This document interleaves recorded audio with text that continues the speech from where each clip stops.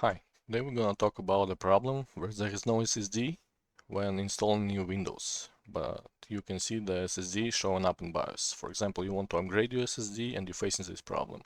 Don't return your SSD to the seller or recycle it. Just try this method first. So now we can install the Windows because there is no drive detected.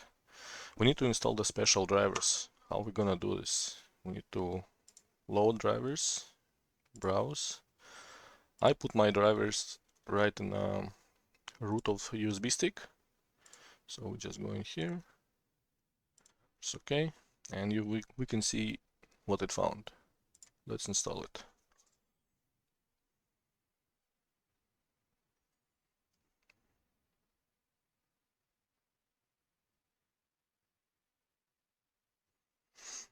So now we have a hard drive and we can install our Windows. So sometimes we need to create a new partition on it, but mine is already good, so it's good to go.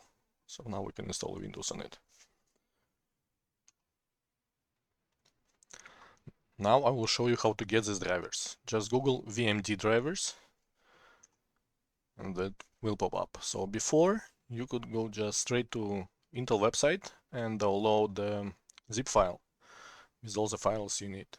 But now they changed it to setup exe file, so it's getting a little bit complicated.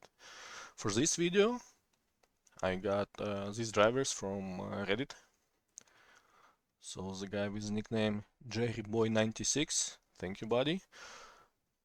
He has this post, and yeah, I got it from Google Disk.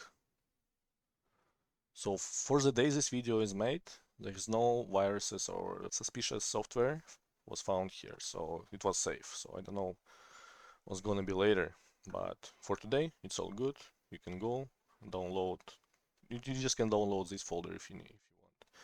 But I download everything and then just put in on my USB. That's it for today. Thank you for watching and have a good day.